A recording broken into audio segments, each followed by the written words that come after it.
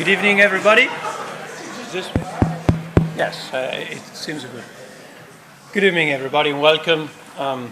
It's a pleasure for me to welcome you all. As you can imagine, and as you can see, there's two big groups joining tonight for this lecture. So the IRC is really, really happy that this can happen, and we're very pleased to hold this session with Skio together. For those who don't know, there are, I think, 21 presidents and senior officers from different Christian colleges and universities from many, many places, including the US, Canada, Kenya, Guatemala, Colombia. So you can imagine, very international. And in addition to that, there's another large group from the conference that you can see down here, Upper Secular Age, which is the E.M. Ramsey Center's annual conference. And today we gathered for this public lecture from somebody that I don't think I will be fair to introduce with any remarks, and I'll do it very briefly because it would take almost forever. As you know, so Professor McGrath, the Andreas Idreos Professor of Science and Religion here at the University of Oxford in the Theology and Religion faculty. It's also the Gresham Professor of Divinity and the Director of the E.M. Ramsey Center. It's an honor to count him on as my boss, to be honest. He's written extensively, first on chemistry, then on theology, history of theology, systematic theology, and so on. I'll just mention a very few books that he's just recently written. The Big Questions, Why We Can't Stop Talking About Science, Faith, and God, C.S. Lewis Alive,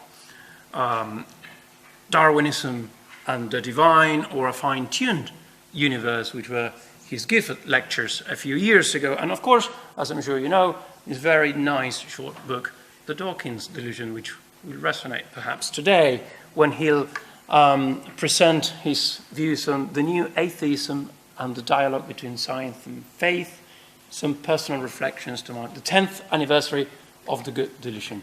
So I'll leave you with Professor McGrath.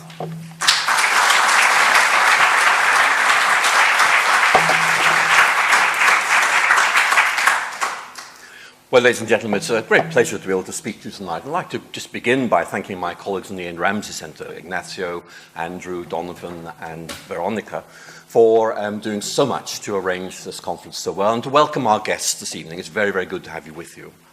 The E.M. Ramsey Center conference this year is on secularism, what that means, what its implications might be, and it's a wonderfully fascinating, but I have to say complex issue. And so for this public lecture, I thought it might be good to look at something very focused. And what we're looking at is very, very simple. 10 years ago, Richard Dawkins published his God Delusion.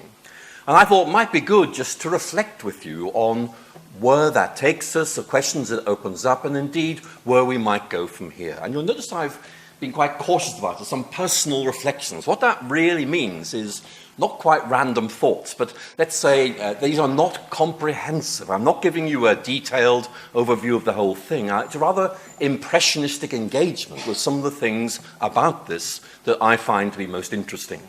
And of course, in the time of Q&A afterwards, I am very, very happy to open this up much more widely. So it seems to me there are many things we could do, but I think the first thing to do is try and clarify what the new atheism is. It's a very interesting phenomenon. The word was invented not by them, but for them. And I think we need to begin, by just reflecting very, very briefly on the varieties of atheism, because it is in some ways an unhelpful term. I mean, there are those who are atheists because they simply haven't thought about and don't want to think about. There are those who are atheists because they've thought about it and have come to a position, but frankly, it's not important to them. It's just what they think, and if someone else thinks otherwise, that's fine. And then there are those who see this as almost a crusading ideology, that religion is evil, atheism is therefore both intellectually and morally valid, and therefore there is almost like an unholy war that needs to be fought against people who for some reason persist in believing in God. So we need to be aware of that. We also, I think, need to be aware of the fact that many atheists do regard the new atheism with a certain degree of distaste. And therefore, I'm focusing very much this evening on the new atheism. If I use the word atheism, it really means, for our purposes tonight, this new atheism. So let's try and clarify what's distinct about it. And what I want to do is to introduce you to Gary Wolfe, a journalist who I'll refer to again later in this lecture, who coined this phrase. It's not a very imaginative phrase, but it's one he coined, and as these things go, it's stuck. And he used it to refer to the approach of Richard Dawkins, Sam Harris, and Daniel Dennett. Christopher Hitchens isn't on that list because his book appeared a year later. And Gary Wolfe was trying to sort out in his own mind what was new about the new atheism. And he gave an answer of sorts, which is that alongside a very enthusiastic advocation of atheism, there was something else, basically a scathing criticism, not simply of religion, but cultural respect for religion, and also religious believers. I think that may help us identify something of the tone, if not the distinctive ideas, of the new atheism. It's one thing to say there are difficulties in maintaining a belief in God. It's quite another to say that those who believe in God are mad or bad or sad, or possibly all three. And what I'm trying to make, the point I'm trying to make is that there is an issue here, really, of the approach, the tone, the style, the voice of the new atheism, which Gary Wolfe picked up. So let's begin to look at this in more detail. My view, which is open for discussion, is very much my impression, is that new atheism is, first of all, incorrigibly modernist. That is to say that if you read, for example, Dawkins on postmodernity, it is slightly uncomprehending, but it's also, I think, very aggressively hostile towards it. And that, I think, is interesting because it does help us understand this propensity towards binary solutions, almost like absolute dichotomous thinking. It's either this or this, it can't be both, so it's not that, it's this. And that, I think, is very, very clear when it comes to science and religion, because you have to make a choice. And again, that intrigues me, and we'll look at that more closely later. Also, the view of religion adopted is very cognitive. It's about beliefs, and there's very little attention paid to the symbolic or communal aspects of religion. So there are a lot of topics there we could explore, but unfortunately I don't really have time to go into them in great detail. What I am going to do is look at what I'm calling three axioms, by which I mean, in effect, unquestioned, maybe unquestionable presuppositions. And the first of them is this axiom that science and religion are at war. In other words, the warfare model, which for some is simply one angle of approach or one way of thinking about this, becomes of defining importance. And Jerry Coyne is not, I think, really one of the members of New Atheism you might think of, but certainly this point is cited by Dawkins on a number of occasions. The real war is between rationalism and superstition. Science is but one form of rationalism, while religion is the most common form of superstition. And again, you will notice in the title of Coyne's 2015 book a sort of very clear statement of this faith versus fact approach. In effect, religion simply makes things up and calls it faith, that science is factual. And that is, of course, a very difficult position to maintain. But nevertheless, it does seem to be built into the cultural DNA of the new atheism. So there are some points there that I think are very interesting. So I want to move on now and look at Christopher Hitchens on smallpox vaccination. Some of you will just want a little bit of explanation here. Why choose such a remarkable topic, which doesn't seem very promising on the face of it? Well, actually, it's quite interesting, because the point I'm going to make is that in his book, God is Not Great, Christopher Hitchens offers a defense of the warfare or conflict thesis, which in effect, by excessively selective presentation of facts, creates the impression there is actually a coherent reality here.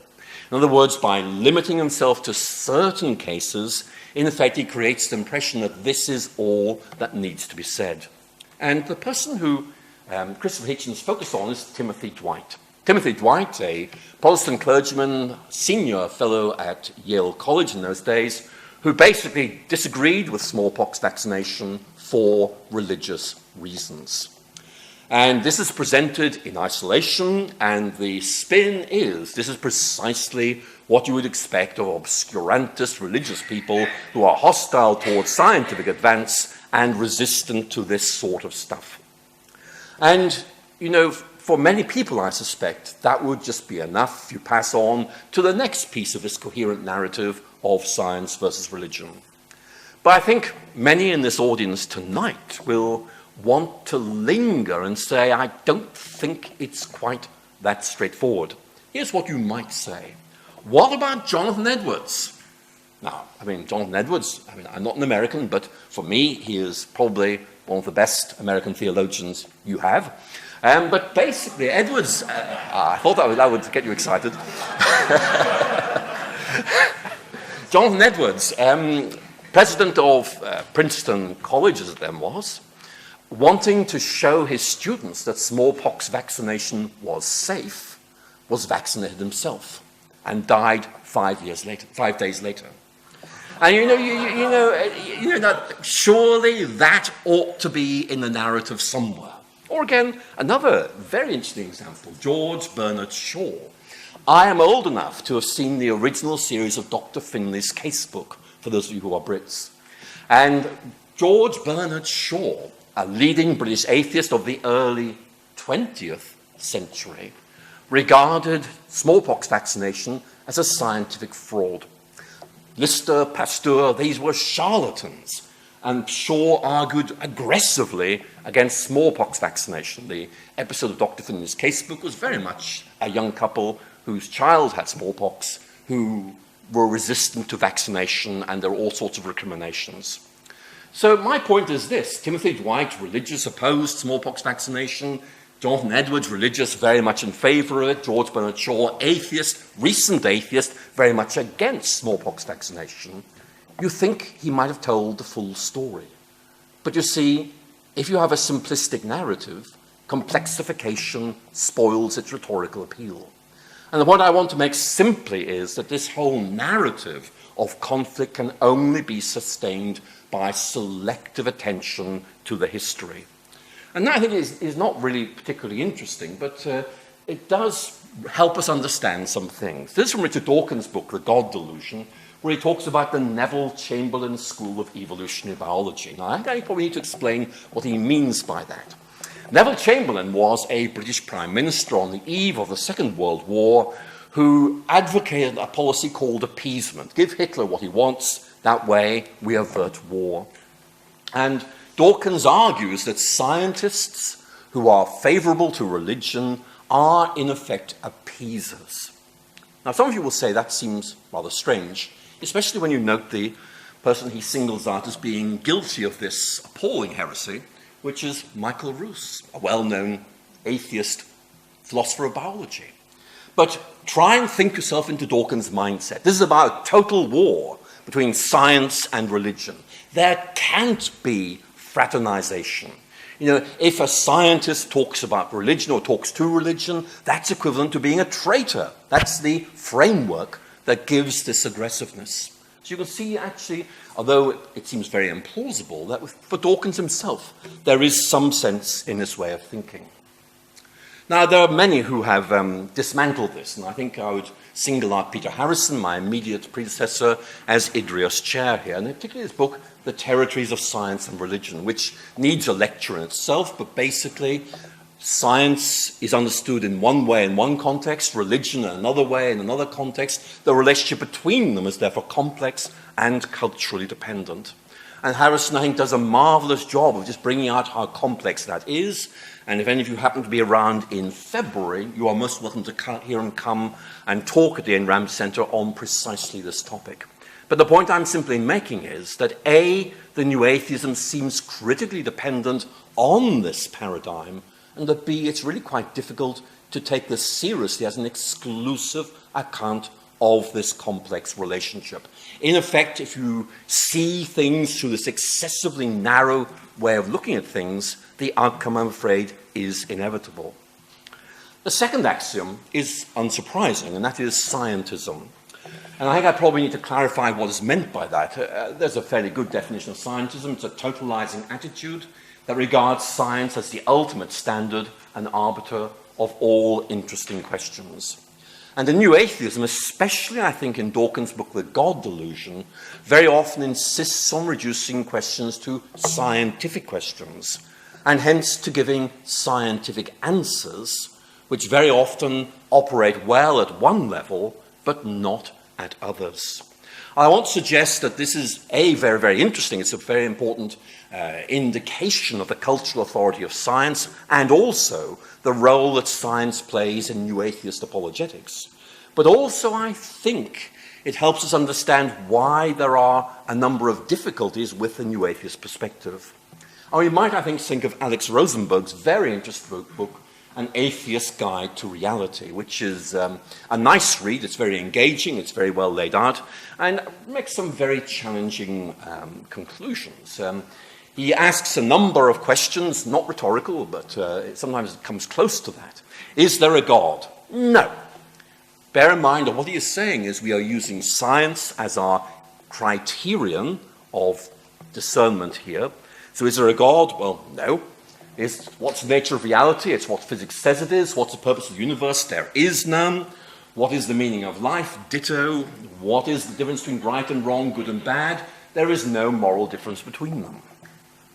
Now, I think I would not have huge difficulty if this was nuanced or calibrated slightly. For example, look at the last one. What's the difference between right and wrong, good and bad? I think I could be very happy if we were to insert the following phrase at the beginning of his answer. Science, by itself and on itself, is unable to discern any moral difference between them. That would seem to me to say, right. But it does not follow from that there is no moral difference between them.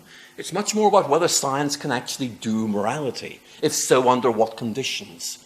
And it seems to me that the basic rhetorical strategy here is science works well in this context, therefore we use it in that and every other context as well. And that seems to me to raise some very interesting questions. As Rosenberg himself appreciates, there are some difficulties here. He is arguing that science is an exclusive guide to reality. And Rosenberg himself actually is quite clear there are some difficulties here because arguments in its support tend to be, his words, viciously circular. And that seems to me to be fair and actually quite a significant concession on his part. Because to defend his approach, you really have to presuppose the truth of its core beliefs. In other words, it is internally consistent. Though, of course, the question of its traction on reality does need to be considered. And there are some problems. I mean, my argument would be that scientism, in effect, finds itself trapped in a viciously circular argument from which no experiment can extricate it, in that it has to assume its own authority in order to confirm it. In other words, if you're going to break out of this vicious circle, you need an extra scientific vantage point from which you can make an adjudication. But if there is such an extra scientific vantage point, then in effect something outside science is able to judge science. So you can see there's a real issue here. Now, let's be fair. I mean, this is a problem we all have, in the sense that very often we get ourselves trapped in these issues of circularity. And in many ways, that's why we've moved from modernity to postmodernity, because we've recognized there is an issue here. But there are other ways of looking at this. And this is Mary Midgley, a well-known philosopher, quite active in the last 10 years in critiquing what she sees as some of the obvious weaknesses of scientism. And her argument is this, that you need multiple research tools to engage the complexities of our universe and our personal existence. For most important questions in human life, she says, a number of different conceptual toolboxes always have to be used together. In other words, science may illuminate this, but we need other research tools if we're going to do the job properly and fully. And I would very much agree with that. I think that if you rely simply on one research tool, you are limited to what that research tool is able to disclose. And to say there is nothing beyond that or behind it seems to me to rather miss the point. But my point that I'd want to amplify here is that, science is very, very good in my view. I think it's one of the best things we have. But it does have limits. And this is José Ortega, a well-known Spanish philosopher, just in effect reflecting on this. Scientific truth is characterized by its precision, the certainty of its predictions, but science achieves these admirable qualities at the cost of remaining on the level of secondary concerns, leaving ultimate and decisive questions untouched. Questions like, what is the meaning of life? Why am I here? These are questions that Karl Popper called ultimate questions. You can see them being referenced there in the final sentence. And I guess we are saying something like this, that for most of us, these questions matter. And if science can't answer them, we, on the whole, don't leave them there unanswered. We look for answers somewhere else. So I think there is an issue there. And we might think also Peter Medawar, who was here in Oxford for many years at Magdalen College, went on to win the Nobel Prize for Medicine in the 1960s. There are questions, he writes, that science cannot answer, that no conceivable advance of science would empower it to answer. And we've got to learn to live with that. And that means that science answers these things, but those things, if they are answerable, need to be answered elsewhere. Or to use a slightly different metaphor, maybe there is a big picture and science fills in part of that. But there is more that needs to be filled in, and there are other ways of filling in those gaps. So let me introduce you to John Banville. I haven't actually got an Irish accent, I'm afraid. I lost that years ago, but I do like Irish novelists. Iris Murdoch, incidentally, was a fellow here at St Anne's for quite some time, and she's a good example. John Banville won the Booker Prize in 2005. Why am I citing him? Well, because he's very, very interested in the cultural authority of science. And in a series of books, the first of which was Dr. Copernicus, which won the James Tate Prize, he looked at the way in which scientists not simply did science, but correlated science and life, and came up with some interesting points. He argued that scientists like Copernicus, Kepler, and so on sought to impose order on the world and then tried to live in accordance with this discerned order. And his argument was that in the end, this venture was not successful. He argues, and if I can give you this quote, I saw a certain kind of pathetic beauty in their obsessive search for a way to be in the world, in their existentialist search for something that would be authentic. In other words, they were looking for something, but their methods didn't deliver. And it's a very, very interesting argument.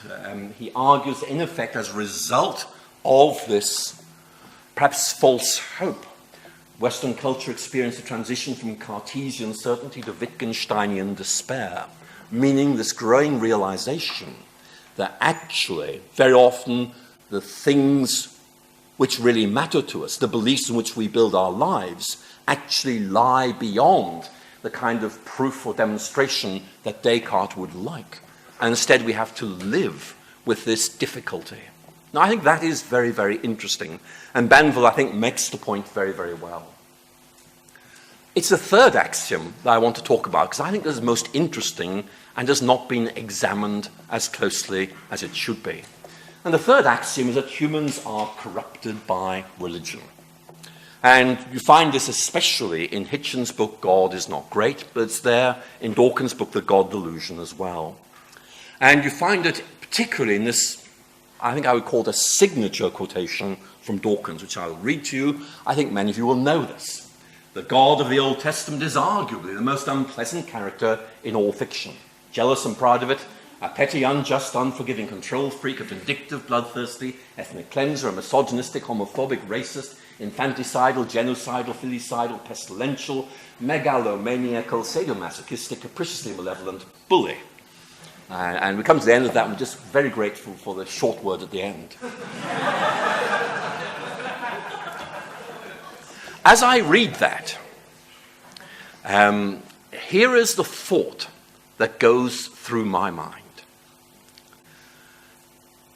That's all very well, but if God is a human invention, which is what Dawkins says is the case, then we've invented that God.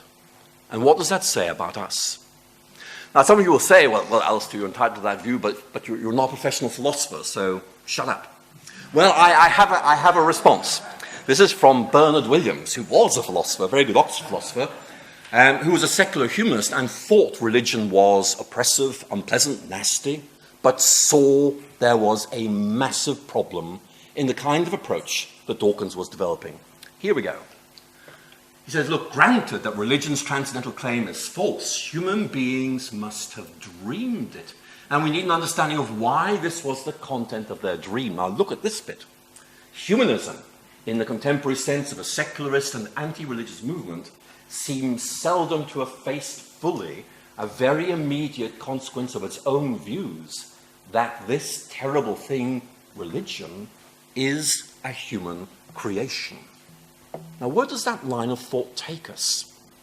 Let me just transition sideways to Christopher Hitchens, who is absolutely clear, that religious people say God created us in his image, but we know that we created God in our image. He's very clear on this. There are some quotes where he makes this. God did not create man in his own image, the other way around. God and religions are man-made. But again, that forces on us this issue. If religion is evil, if God is evil, and if we have created these, what does that say about us? I just want to say that Bernard Williams is quite right, that this really has not been engaged properly within the secular left. And I think that there are a lot of questions that might need to be asked. One of the issues would be how on earth do you get round this? And I think that there are limited options, to be quite honest with you. There's what Dawkins says, and if I might be playful for a moment, if we could just look at that. I've read this too, so hopefully you can remember it. I'm now going to rewrite it, making the point I've just cribbed from Bernard Williams. Here we go. The God of the Old Testament is arguably the most unpleasant character in all fiction, created by equally unpleasant human beings who were jealous and proud of it, who were petty, unjust, forgiving, you know the rest, okay? Sadomasochistic, particularly malevolent bullies, and who created this God in their own image. Now, I don't think you can get away from that. And I think it is unsettling because, what are your options if you are in Dawkins's camp or Hitchens' camp and want to respond to that? I think you have limited options. I think one of them is this. I think in the end that you have to say something like this. You have to, in effect, develop a cultural Manichaeism. There are the children of light and the children of darkness. The children of darkness create religion, God, and other nasty things, and then the children of light try and oppose this. But I want to suggest to you that really is very, very difficult to sustain, and the moral implications of that are really very, very worrying. So I'm just leaving that great big question mark there for further discussion. But it seems to me there is an issue there that hasn't really been attended to adequately. So some questions we might explore. I think there are three we can just look at briefly in the time that we have left, because I want to give plenty of time for discussion, because these are interesting questions, and there are lots of things I have not time to touch on, which I want to give you time to raise. And these seem to me to be really quite interesting. Beginning with the first of these, the relationship of science and religion. The warfare model is integral to the new atheism, which sees religion as the cultural other, an enemy. And again, it's exacerbated, I think, by this tendency to think in binary terms. It's either this or this. Therefore, science occupies a territory which mutually excludes religion, which is seen as the other, the enemy, and so on. But I think we might want to ask whether there are other ways of looking at this. Again, one of the points I want to make, and I think there are many here tonight who would share my concern about this, is that this stereotype is simply sustained by endless and uncritical repetition. So here's an illustration. This is from the New York Times in 2006. There's the title of the article, Pox and Stem Cell Research, when 19th century doctors began using chloroform to alleviate the pain of childbirth. The Scottish Calvinistic Church, I'm not quite sure what that is, and declared a satanic invention intended to frustrate the Lord's design. Now, I just do not know where that comes from in the sense of historical evidence, but I do know that you can track that back to some of the classic 19th century works, such as, the warfare between science and religion, that sort of stuff. That's where it comes from, but it's still being repeated. And if I might just say this, it's a plea to all of us. It's saying, look, what can we do to redirect this narrative? The scholarship is there. It's just not filtering through to the media. So it's a real concern. But this, in effect, makes us say, well, look, we can critique one, but isn't it better to try and offer something different? And it seems to me that Stephen Jay Gould's idea of non-overlapping magisteria has rather limited utility and plausibility. In effect, it's simply saying there's science, there's religion, they don't talk to each other, and they shouldn't talk to each other, and they can't talk to each other. I remember giving a lecture at Princeton once, suggesting that there might be another way of doing this, which I'll come to in a moment. But I was confronted by quite an aggressive person who clearly thought I was deluded, and said, look, Gould is right. It's either science as a wonderful thing, or science being damaged by this pestilential thing called religion, which just causes violence. It's obvious they shouldn't talk to each other. And I tried to say to her, look, I think that there might be rather more options at our disposal on that. But it's really just brought home to me how deeply embedded these presuppositions are. I would want to suggest that one option, which I personally find quite attractive, is to say that we might think of mutual enrichment, that we can talk about the intertwining of scientific and religious narratives, being very careful not to elide them as if they were the same thing, which they are not. But nevertheless, they might be able to engage, challenge, reinforce, open up. And that seems to me to be important. You can recognize and respect boundaries and tensions. But nevertheless, there is a dialogue to be had there. I think of Edward Wilson, no friend of religion, dislikes it intensely, but just saying, look, science and religion are two of the greatest forces of modern culture. For the sake of our planet, they need to talk to each other. And he brings in his idea of consilience, which he gets from William Whewell, and says, look, we need, in effect, to integrate, to bring together, to have a dialogue to see where we go from here. What I think Wilson sees really as a counsel of despair, I think I would see in much more positive terms, but it does seem to me there are other ways ahead. We might think of multiple perspectives on reality, which is what Mary Midgley offers us. In effect, there are different perspectives on a great and complex reality. Maybe there's a scientific perspective, maybe there's a religious perspective, but these enrich our grasp of reality. And again, that is worth thinking about. Or we might think also of multiple levels of reality. In effect, science answers questions at one level, religion at another, and perhaps those might come together in a helpful way. Again, that seems to me to be very interesting. Here is one of the questions I want to ask. What is the cultural appeal of the new atheism? I'm going to talk you through some ideas and see what you think. I want to begin by saying this is actually quite a difficult question to answer. And one of the reasons it's difficult to answer is that there are lots of individual case studies of this, but I'm not really sure we see a coherent big picture emerging from those. I think there remains certain areas of obscurity. And what I want to do is look at one example which might, now it's a very hesitant might, I want you to understand, illuminate things a little. I'm not sure whether the new atheism is tracking something else or causing something else. But certainly there's no doubt that the kind of attitudes the new atheists exhibits are actually quite widespread in Western culture. And really one of the issues is whether anything can be done to just reconsider some of these things. But how much appeal do they have? This is going back to Gary Wolfe. Gary Wolfe, in the article which launched the term the new atheism, was reflecting on how influential Dawkins and Sam Harris and Daniel Dennett were. And he talked about a movement in London called the London Brights. The word bright, remember, not really used all that much now, but used a lot back in that time, was in effect a positive way of referring to an atheist or a secularist. The London Brights, for Gary Wolfe, was one of the largest and best organized group of new atheists nationwide, i.e. in the United Kingdom. And I was interested in that article, and I found they had a website. And it was very, very informative. It listed all their meetings, how many people attended, what the speakers were, what the subjects were, and in fact it even had a 1 to 5 grading scheme so people could give feedback on what they found. And let me show you this grid. This is, you probably can't see this, but I will talk you through what it says. This is looking at the dates of these meetings. The first happens in September 2003, the last in July 2009, and then it dies.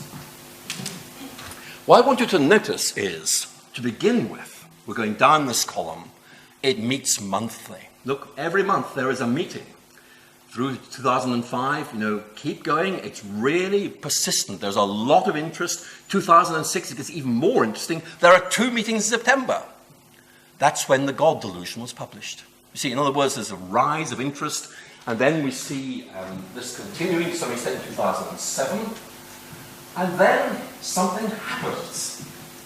There's a meeting, 2 meetings in March 2007, 1 in April 2007, then 5 months later, September 2007, into early 2008, a meeting in March, 1 in July, next one, 2009, then that's it. That seems to me to be representing the innovation brought by the new atheism. For me, personally, I don't know whether you'd agree with this, the new atheism's great strength was its novelty value. And I think this may help us understand what's going on there. But I've left the middle columns blank. That's because I want to add something else. And that's the attendance. Now, the attendance figures are provided. And actually, what I will tell you is that I've checked these. And the reason I can check them is because they very kindly give photographs of the meetings. And you can count how many people are there. And invariably, it is the number you see minus 1. For which I infer the one person who's missing is the photographer. What I want you to do is look at those numbers. At the back, I realize they are a bit small.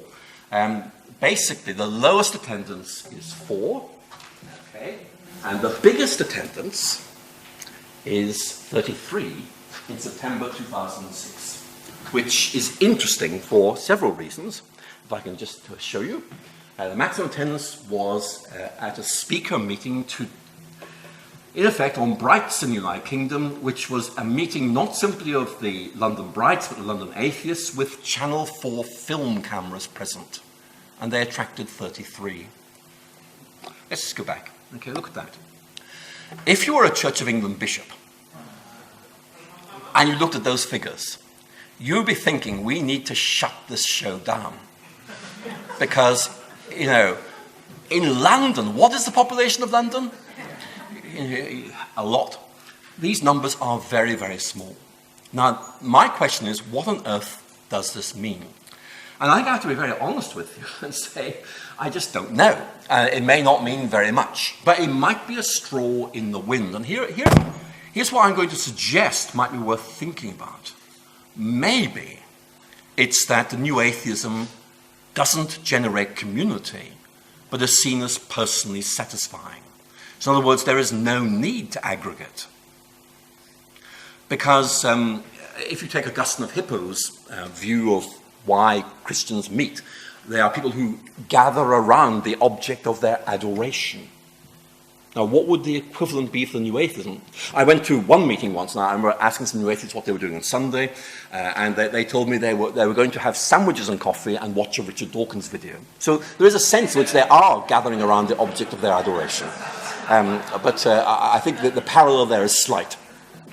But, where does that take us? I don't know. We have a cultural presence which doesn't necessarily translate into regular community. Sure, there are big conferences every now and then, but not something more regular than that. So I don't know really where that takes us. The final issue I want to look at briefly is this. It's much more positive. It's my instinct as a Christian theologian, which is you talk to people you disagree with and you listen to them and you ask, is there anything I can learn from or do with what people are saying? And that's really what I want to do as I bring this lecture to an end. I think there are lots of possibilities. So what I'm going to do, if I may, is just pick up on two quotes from Richard Dawkins. They're both absolutely authentic. They are not taken out of context. And what I'm going to do is just say, look, this is a very interesting comment. Maybe we can do something with this and see what you think. So here we go. Here's the first one. This is from The Devil's Chaplain, published in 2003. Modern physics teaches us that there is more to truth than meets the eye, or more than meets the all too limited human mind, evolved as it was to cope with medium-sized objects moving at medium speeds through medium distances in Africa. Now, as I read that, there are a number of thoughts that go through my mind. Well, one of them is that very interesting phrase, the all too limited human mind. Are there things we just can't take in? And for me, it's one of those areas where Dawkins comes very, very close to using the category of mystery, which particularly in Unweaving the Rainbow, is actually quite suspicious of, mysteries about obscurantism. Here, it is much more. There are certain things the human mind just cannot take in, and we have to live with that. The reason we can't take them in is that we weren't evolved to do this. So we've got to live with this incapacity to take in something beyond medium-sized objects moving at medium speeds through medium distances. Now that seems to me to open up a very interesting possibility for dialogue about the implications of the all too limited human mind. I personally think that has real potential. I know that some of Dawkins' more rationalist friends are quite nervous about that phrase, the all too limited human mind, but it does seem to me he's making a really important point there, and one where I think there is scope for some very interesting dialogue and engagement. Then, from the selfish gene. This is actually a couple of sentences run together, talking about the same thing. There are slightly different places in the book. And Dawkins is reflecting on this core idea of the selfish gene. He says, let us try to teach generosity and altruism because we are born selfish. Let us understand what our own selfish genes are up to because we may then at least have the chance to upset their designs. We have the power to defy the selfish genes of our birth. We are built as gene machines, cultured as mean machines, but we have the power to turn against our creators. We, alone on earth, can rebel against the tyranny of the selfish replicators. As you probably know, the first edition of the book actually stopped at that point. As I read that, I find myself wondering if there's an inconsistency here, but being prepared to let that go because it does raise some really interesting questions. And it's this. Dawkins quite often uses this analogy. I am like an oncologist who studies cancer. I want to understand it because I want to destroy it. And there's a similar theme there, that actually trying to understand the way in which we might be influenced by our genetic makeup is a way of trying to break its power over us and move us in different directions. So others have made this point much better than I could, but you can see how there's the beginnings of the idea of some kind of notion of original sin there. You know, there's something about us as human beings which predisposes us in certain ways, and we don't have control over that. Now that's interesting. I'm not going to do anything more with that because it's just interesting, but I want to look then at Dawkins' answer. Dawkins' answer seems to be that once we know this, we are somehow enlightened and thus able to resist this. And my question would be, well, what happens if we can't? What happens if, in effect, we're in a situation where we realize we're in a mess, but can't actually break the power of this selfish predisposition? And you can see immediately how, if you think of Paul in Romans 7, you know, this idea that, you know, the good I want to do, I don't do, the things I don't want to do, I do. Who's going to set me free from this body of sin? You can see there's something else going on here. And my question to Dawkins would really be, if we can't break free from who we are, then are we stuck? Or is there a resource from outside which might in some way change things? In other words, I'm just beginning to articulate a sort of Augustinian view of grace which might move us in some very interesting directions. So in this lecture, what I've tried to do is open up some issues that I see in the New Atheism. We've marked its 10th anniversary. This may be my judgment, and it may be wrong, but I think things have moved on. I think that atheism is kind of moving in different directions, depending on which atheist you read. I don't see a massive lineup of people wanting to be Richard Dawkins' successor. I think there is perhaps an awareness that things are more complicated than some suggest they are. But nevertheless, I want to say that the New Atheism is profoundly interesting. It's interesting as a cultural movement. It's interesting as people who, in effect, are doing certain things with science, even though I think those things are probably wrong. But I think what is really interesting for me, for another reason, is that paradoxically, the arrival of the New Atheism has rekindled public interest in talking about the relationship of science and faith, and also rekindled a willingness to talk about God.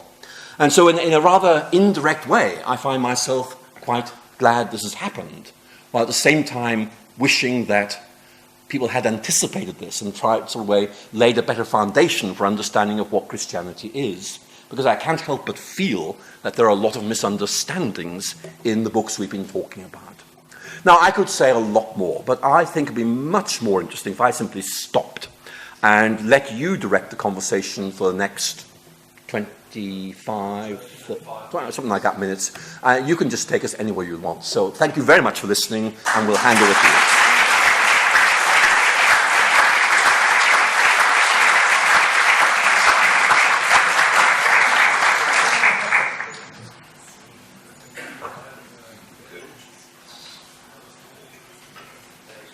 Good. So we have around 25 minutes or so for questions. I'll ask you, there will be plenty of questions, and we have many. So I'll ask you to be as brief as possible so we can all have our chance. So let's start here. Yeah. Thank you for your interesting talk. You seem to suggest that there was a problem for the secular humanist agenda, and your argument seems to go like this. They're committed to saying that, first of all, religion is evil, and second of all, that religion is a human invention, so that by inference, they're committed to the claim that humans are somehow evil. At least that seems to be what you were kind of suggesting that you entail. I guess I'm wondering, why is that a particular problem for the atheist secular humanist who could readily admit that humans are kind of a mixed bag, some good, some evil, and religion is just part of the bad lot? The answer is a lot of secular humanists would say exactly that. But the New Atheism doesn't really seem to want to go that way. And I think it's possibly because there is a sort of dissonance between recognizing that fact and their rather black and white portrayal of the status of religion. So my feeling is that most secular humanists who I've pressed on this matter would say, look, there's a problem there, and we've got to think about this. There's also another problem, which is what that word humanist means. Actually, very often, particularly in the media, the word humanist actually means secular humanist. And one of the things I think I'd love to be able to encourage is a re-emergence of a spectrum of humanisms, because, you know, there are plenty of Catholic humanists. There are plenty of, Jewish humanists. There's not a problem if they have a different vision of what human nature is. So my answer to your question basically is, most humanists would say, look, fair cop, there is a real problem there. We got to try and do something to limit this issue. But the New Atheism's rhetoric, I think, just moves them into a place where they can't really admit this, because if that is right, it undermines their critique of religion. So I think there's a sort of polemical agenda which moves them into a difficult position on this. Thank you. Yes?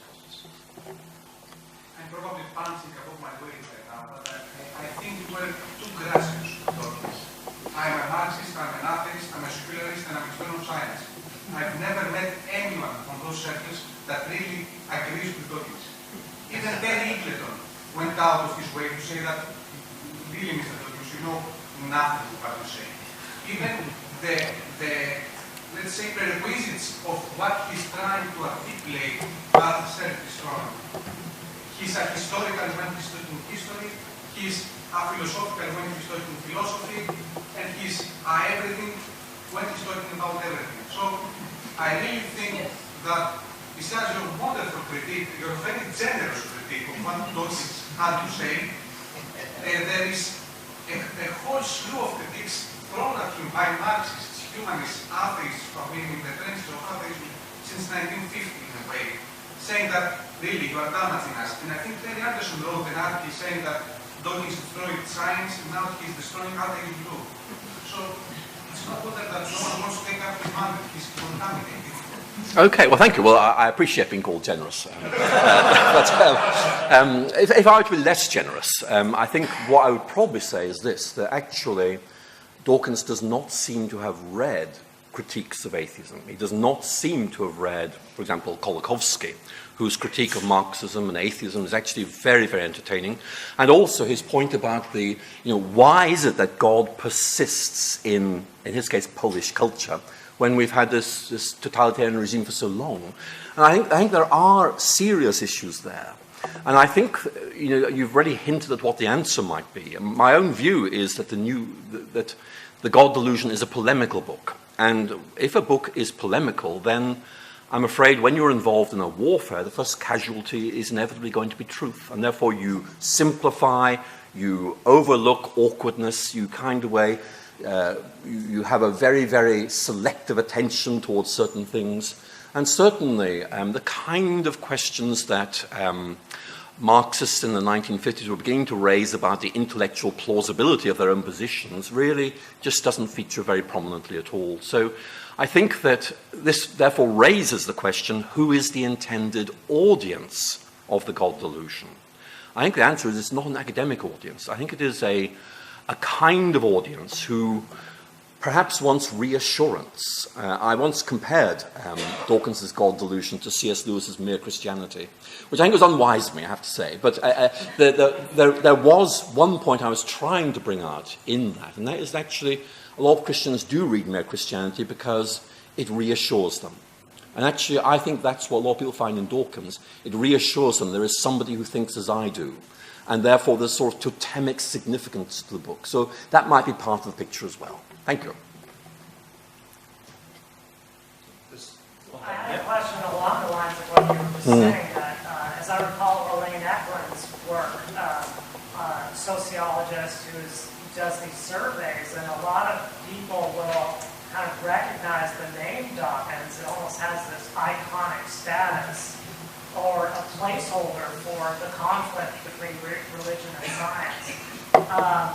Whereas, most people involved in science, it's sort of much more complicated on the ground. But what do you make of the fact that this book and Dawkins himself has such iconic status that in the public sphere, it becomes a kind of, it promotes the conflict thesis, even though it's much more complicated in practice? Right, I very much like that question. And this may seem a defensive answer, okay?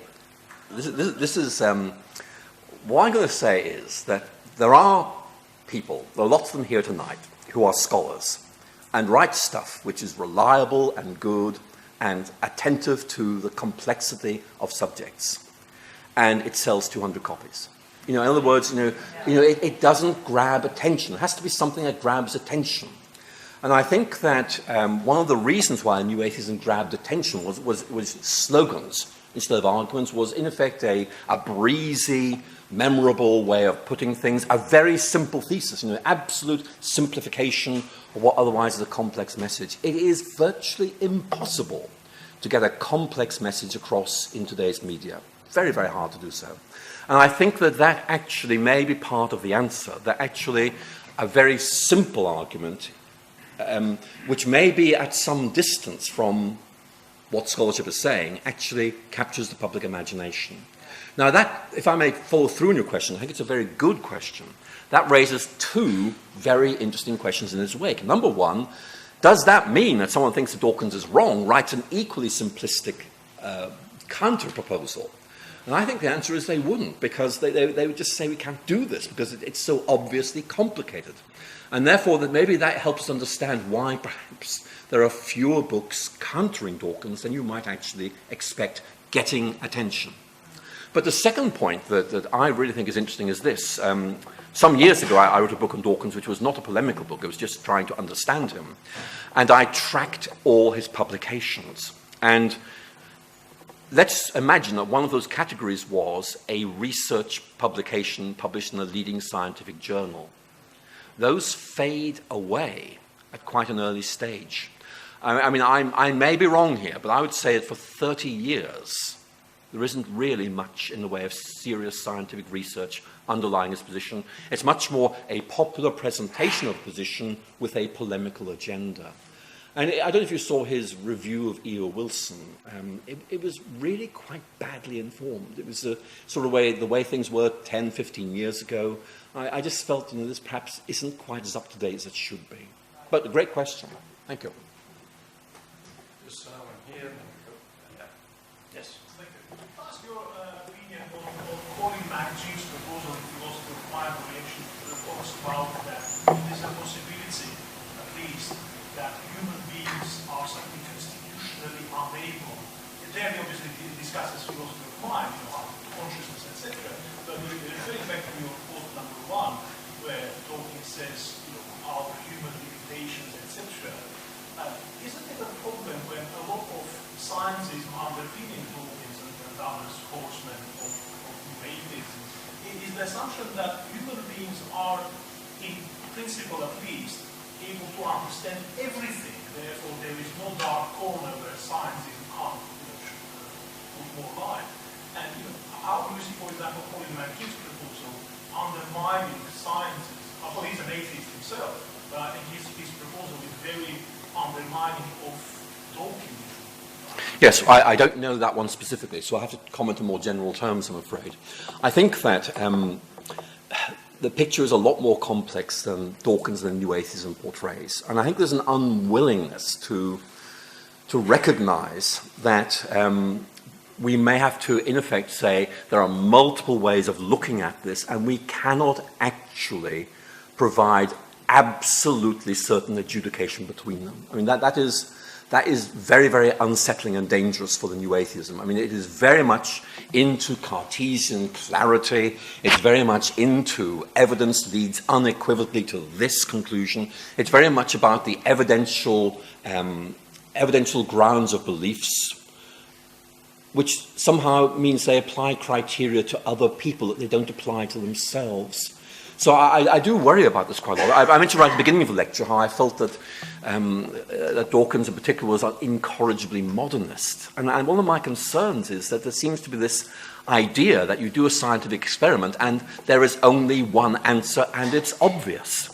I mean, it's just not like that. I wish it were. It would make life a lot easier. But the complexity of science, and above all, I think, if I could add another layer of complexity, the scientific method, I think that very often we have to decide what criteria to deploy to make an adjudication between rival theories.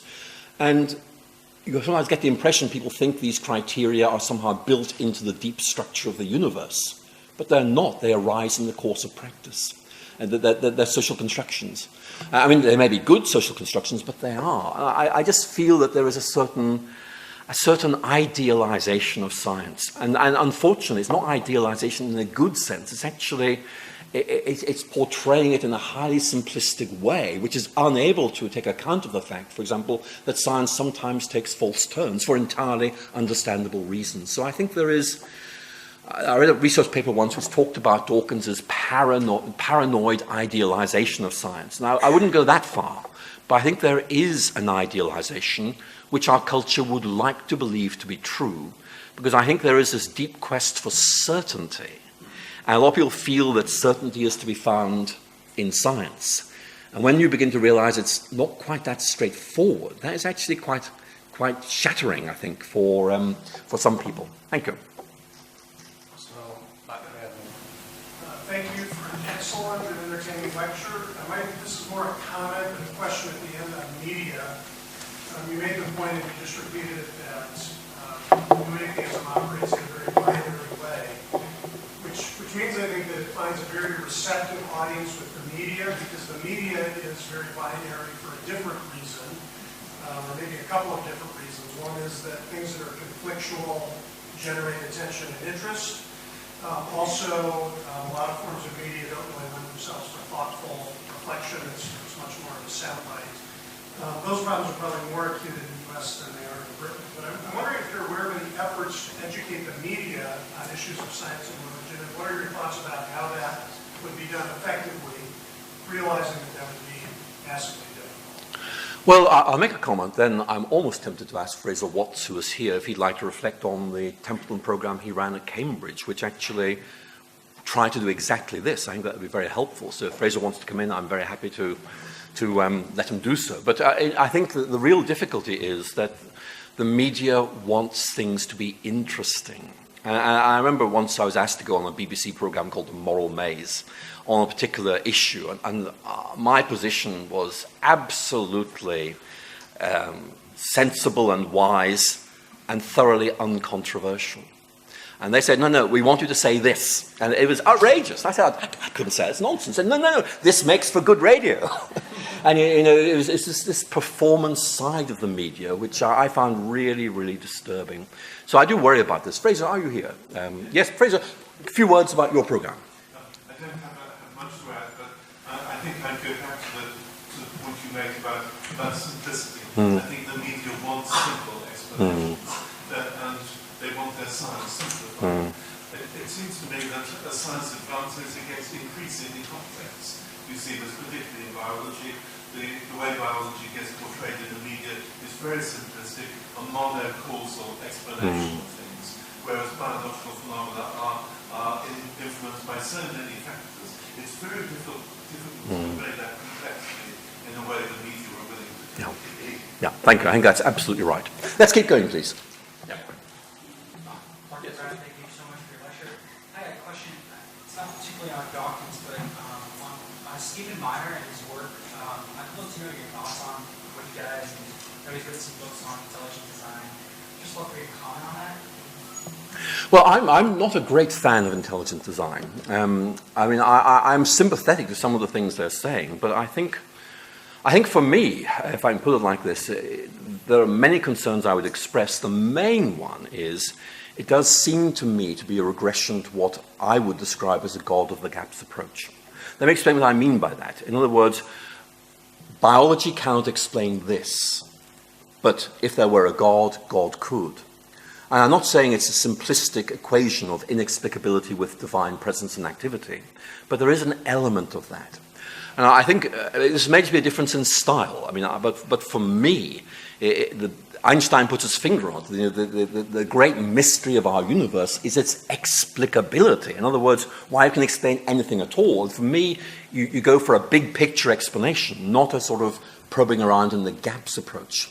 And the other point, which of course Charles Coulson and others have made many times, is that scientific explanatory gaps very often are quite transitory. In other words, at the moment we can't, but quite soon we might. So it just seems to me to be cautious. If we were to see ID as a critical movement, in other words, saying there's some questions that need to be asked, I'm happy about that, but I'm just not totally persuaded by the solution they offer, I'm afraid. Thank you. We have some questions. Just go in the back and then down. Martin. Thank you very much, Professor McGrath. You brought into your conference the name of Ortega y Gasset, and I was thinking about your second question, the relationship. The first one, the relationship between science and religion, and how would they mutually enrich them? And I was thinking about Ortega y Gasset with the difference between ideas and beliefs.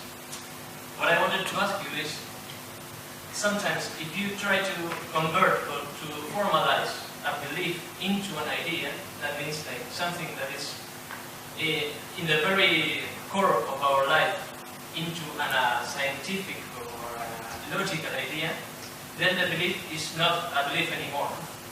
And at the same time, if you try to take the ideas conceptual scientism, etc., to a metaphysical or religious belief, then you lose it as an idea.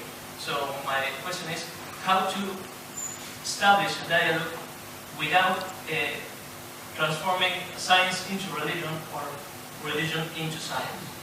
Well, I think really we need a psychologist to give a proper answer to that question, but I'm very happy to just begin to sketch an answer.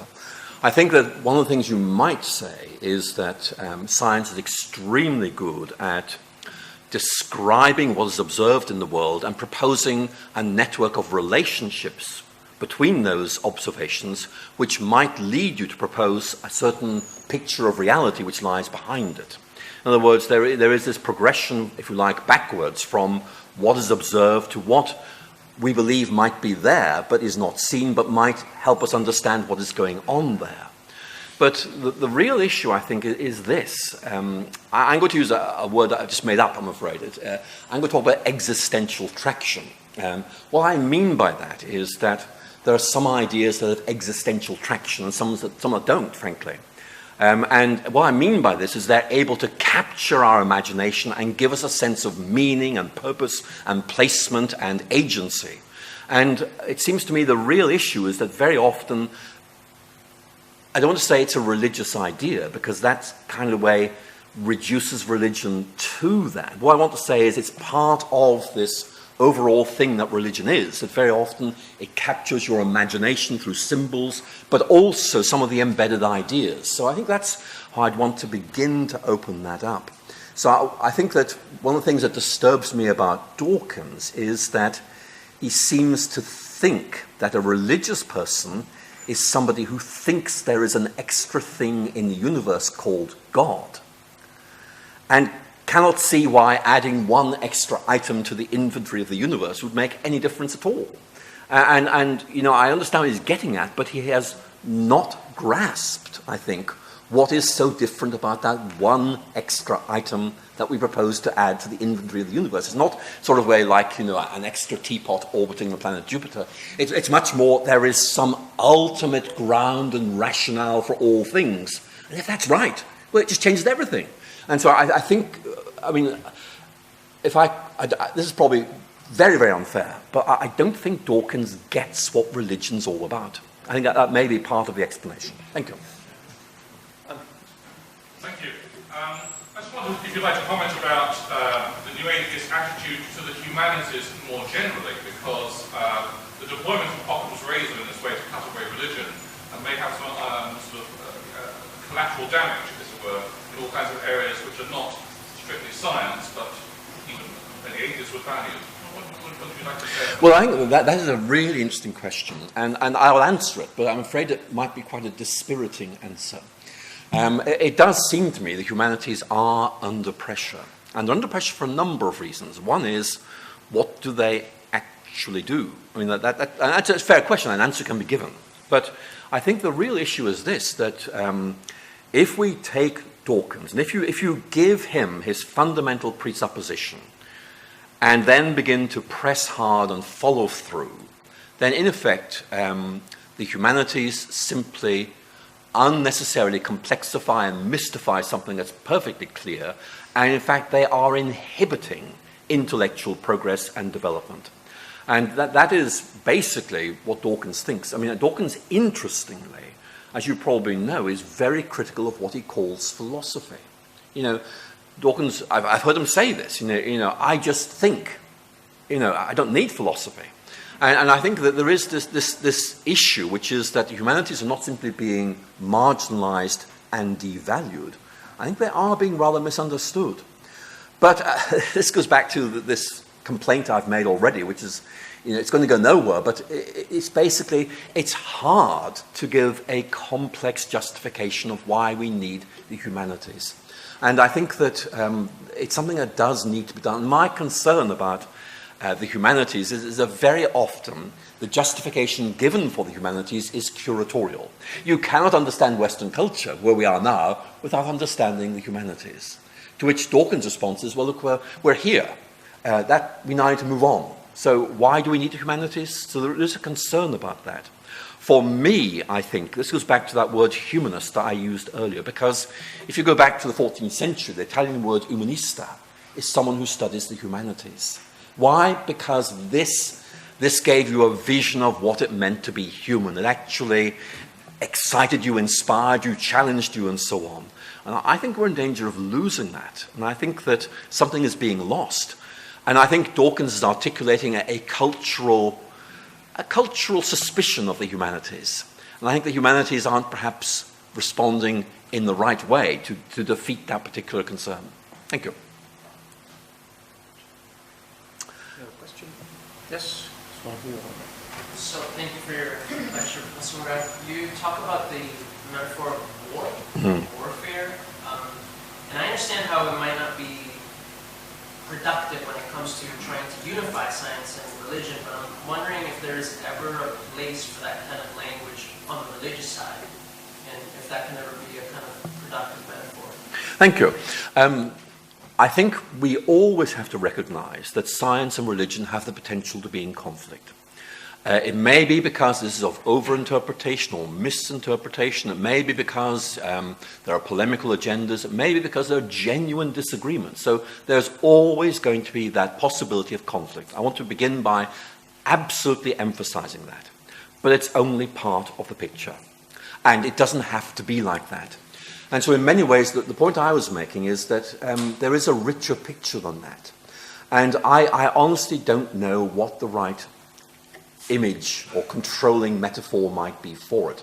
It might be like a family where you have great times and you have bad times, where there's a complex relationship going on. What I am saying is that to allow the warfare metaphor to become controlling, I think really moves you away from historical reality.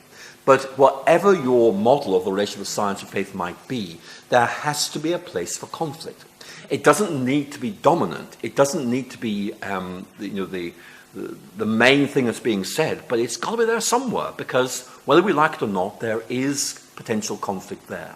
What I think there's a place for is, in effect, almost like an intellectual diplomacy, which recognizes that conflict can be there, but wants to try and ask what can be done to, in effect, mitigate this. Trying to ask, why is this conflict there? Is there some deeper picture which, if right, then actually makes that much less important than it seems to be at the moment? So my concern is not to say, we must abandon the idea of there being conflict in science and religion. That, for me, is part of the picture. But you see, it's only part. And my real concern is those who make this the full picture, when in reality, it's part of it. So we're running out of time, and there are two questions lined up, so let's go first. One here. So my question has to do with what you said about the humanities.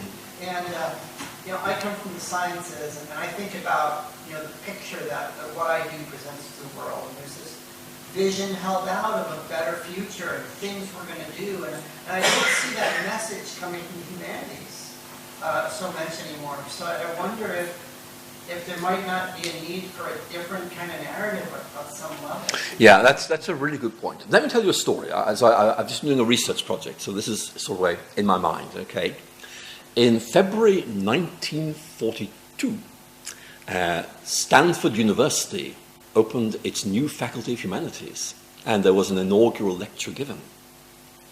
We have that lecture, and it is very, very depressing, because America just entered the war, and the dominant theme in most people's minds was inhumanity. In effect, this is terrible. We've gone to war. There's going to be destruction, violence, massive loss of life.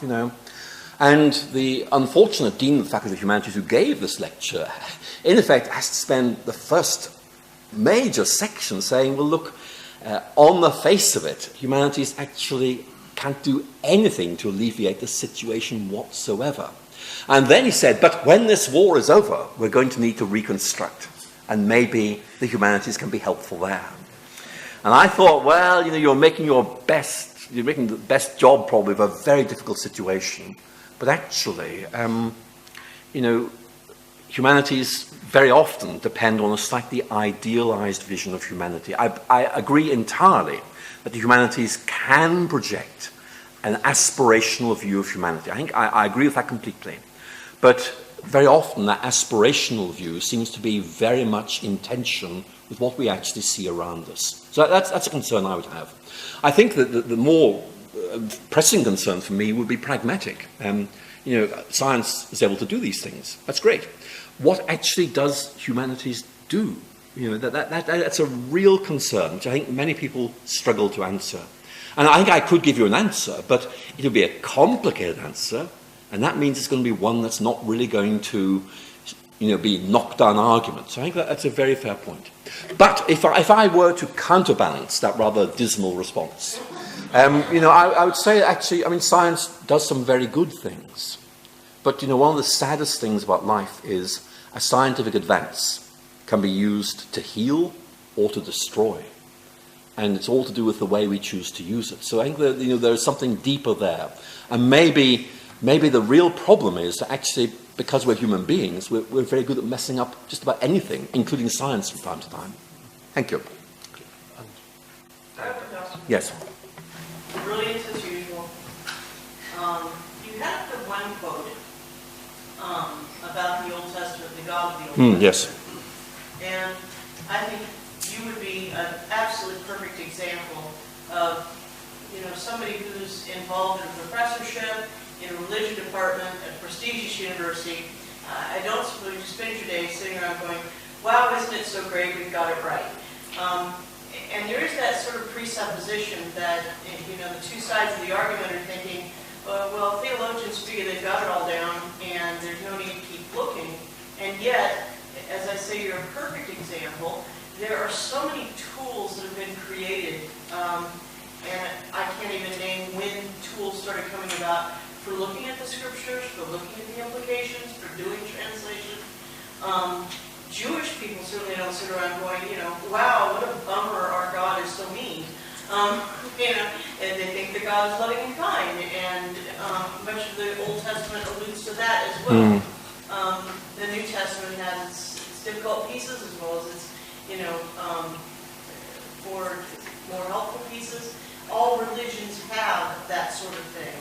And it seems to me, as you're talking, that what media needs to do is to grasp some of the genuine work that's going on, let's say the science of religion, of biblical research, of putting what we know into effect, and applying it live and such.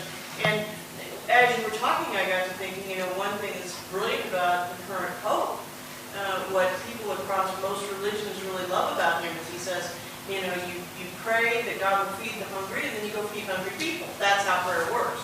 Well, it's a lovely soundbite, and it's exactly right on. It's brilliant theology as well as well spoken and easy to put out. Thank you. Well, let me respond. I think that's a very good point. I mean, first of all, it seems to me that religious embodiment, here is a person who we see doing things and saying things, and we really like him. I mean, that actually really connects very, very well with the media, which I think is a very important point to make. The other point you were making, which I think is a very good one, is that there are texts in the Old Testament. Interestingly, Dawkins, in critiquing Christianity, most of the texts he uses are drawn from not simply the Old Testament, but the first 5 books of the Old Testament. So it's very interesting. I think the point I'd want to make in response to him is that Christians and others have always known about these texts and have developed ways of living with them and, in effect, respecting them on the one hand, but actually not on the other. It's a very complex matter.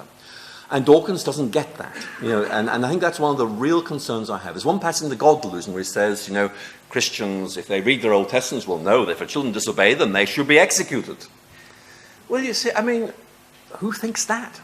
Well, clearly he is an outsider reading texts, assessing communities without actually knowing how they deal with these things. In other words, there's a certain sense, it goes back to a point I made earlier, that Dawkins is an outsider offering a critique which is aimed at outsiders. He's not interested in insider responses. you just say that's what you would say. It's very much, in effect, playing to a gallery, which is also outsiders and reinforcing their perceptions, which just puts us in a very bad position, I'm afraid. But we've just got to learn to live with this, and your points, I think, are very good. Thank you. Good. Well, I think it's a good time now to take this to a close. Please join me in thanking Professor McGrath.